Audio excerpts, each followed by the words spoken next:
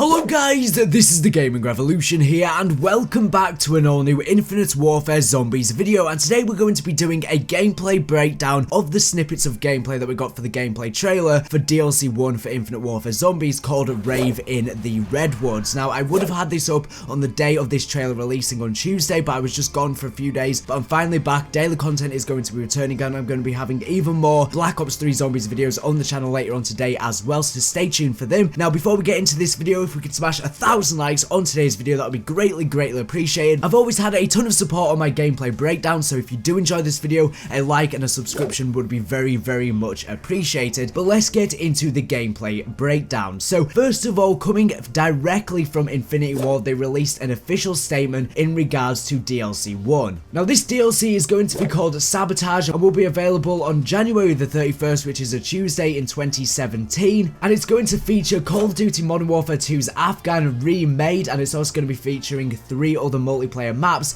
as well as the brand new Zombies experience RAVE in the Redwoods. Now Infinity Ward said, "We're excited to introduce a new chapter into our Zombies experience, taking players into a spooky 1990s summer camp straight out of the horror films of the decade," said Dave Stoll, studio head of Infinity Ward. "We're also delivering 4 new diverse multiplayer maps, including a remake of Modern Warfare 2's classic Afghan. There's a tremendous variety of new content that we think every player will enjoy." Now the official description of RAVE in the Redwoods reads as follows: "The next thrilling chapter of the Call of Duty Infinite Warfare Zombies experience continues the macabre narrative while transporting players into a new decade, the 1990s. Willard Wyler, the enigmatic movie director villain, returns and has trapped the protagonist inside another one of his twisted horror films. The 4 playable characters from the original story also return, but with fresh, over-the-top roles, as they learn more about Wyler's evil plot while fighting all new varieties of the undead in an abandoned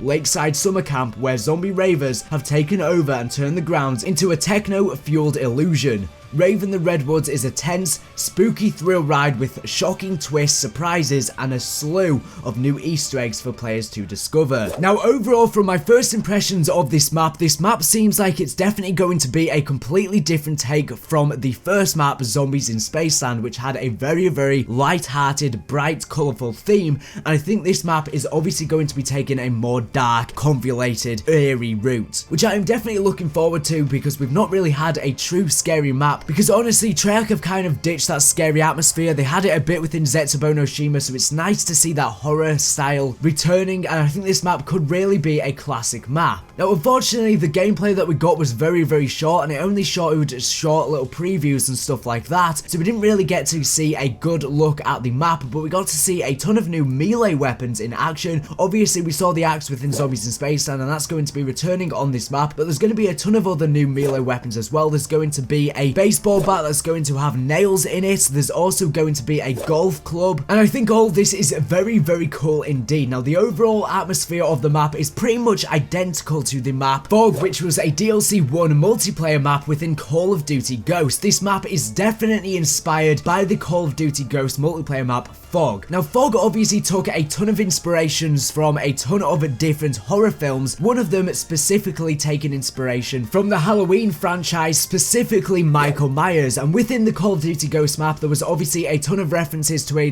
ton of other horror films as well. And within the gameplay trailer, the developers did say that this Zombies map, RAVE in the Redwoods, is also going to take a ton of inspiration from a ton of different horror films as well. And we do get to see that there is going to be this cabin which looks very similar to the cabin from Fog, and I can guarantee you there's going to be some sort of big link to Michael Myers on this map as well, and as he said, other horror films as well. Maybe Michael Myers may indeed be a playable character, or maybe he will be like an NPC or something like that, but I definitely think he's going to be on the map. Now in this shot here, we do see in the background that Trailblazers is going to be returning on this map. We get to see it right through the doorway. Now obviously within Zombies in Spaceland we saw a ton of these different new variations of Perca-Colas, but instead they were Perca candies basically. So they were candies that you would eat and they would give you different perks, and we thought that maybe each different map will have different variations of these same perks, because obviously the candy theme fit the theme park theme of Zombies in Spaceland, so possibly they could have changed it within this map, but it seems like all of the perks are going to be the same from Zombies in Spaceland. They are going to be candies once again, as Trailblazers is going to be returning. Obviously Trailblazers is the perk that's basically like Banana Colada. You slide on the floor and then there's fire on the floor which kills zombies that run over it or damages them. And I'm guessing there's going to be some DLC perks on this map. There's some new perks that we've never seen before as well, so I'm really excited for that. Now the big downside to this map is that it is going to be set in this gloomy Redwood, so it's definitely got a dark theme. However, it's going to be set in the middle of where a ton of college students are throwing this rave in the middle of the woods, this rave party. And it seems like via some sort of powering of generators or some other format, maybe some sort of trap or something like that, will activate this thing where all the lights on the map will light up and stuff like that, and the rave will become alive in the woods. So it goes from this horror setting to then just all lighting up and stuff like that. And I think this could really kill the atmosphere of this map. I was hoping this map would be dark and gloomy, that's how they were describing it within the trailer, but this bright disco ball theme, I really hope it doesn't ruin this map, and I think it may ruin this map because it's taken again this similar theme of Zombies in Spaceland. So I hope that this doesn't ruin the map. I hope that it's only on a small section of the map and it doesn't take up the whole map. Now we do see when this shows up on screen, we get to see the multiplayer HUD instead of the zombies HUD, and a ton of people are confused about this in the trailer, and the reason for this was explained by one of the developers on Twitter, Brian Bright, that the only reason why the multiplayer HUD shows up is because that it was showing an early build of a rave in the Redwoods, and when they were coding in this brand new sort of feature where everything just lights up when the rave takes place, they had to code it as like a multiplayer playlist or a map or something like that. So that's why it has the multiplayer HUD, but when we get to finally play the map on January the 31st, you won't have the multiplayer HUD. This is, as he said, just a developer version of the map, and that's why it's like that. Overall, the atmosphere of the map looks really good. We've got a ton of different cabins. The map's probably going to be quite big as well, and as he said, you've got to power these generators and then it activates this weird rave thing, so you got to power these power switches or something like that, similar to Zombies in Spaceland, and then it'll sort of light up the area. As I said, I really just hope that it does not ruin the map, but the map looks very cool. There's going to be brand new Fate and Fortune cards on this map as well. There's going to be new perks,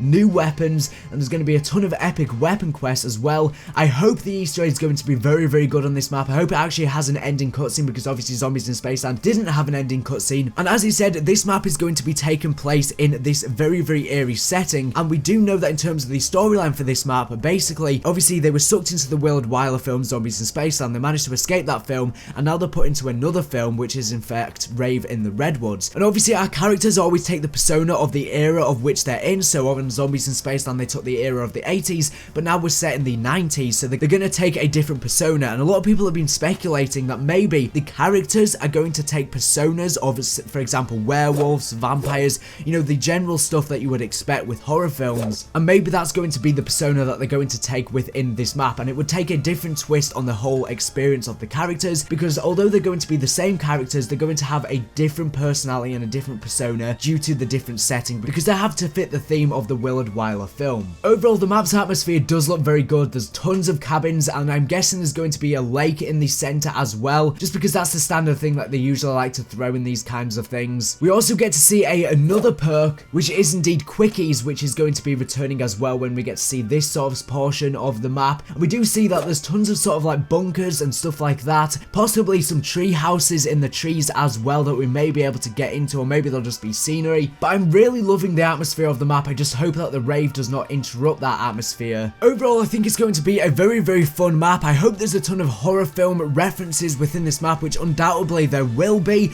Now we do know there's going to be a new character introduced on this map called the Thrasher. We don't know if this is going to be a playable character or what. I presume he's going to take a similar form to David Hasselhoff from Zombies in Spaceland. I presume he's going to be a character we can interact with, and then maybe there's a way to actually play as him as well, just like we could with David Hasselhoff. I think that would be very cool. I presume this character will indeed be based off a horror film or something like that. I mean, he literally is called the Slasher, so I think it's pretty obvious. I hope there's a ton of creepy Easter eggs on this map. I think the Easter egg has the potential to be very good on this map as well, if they take a dark route with the Easter egg. But anyways, thank you for watching the video. Make sure to subscribe if you're not the latest, and Greatest Black obviously Zombies News Information. So anyways, thank you for watching, and bye.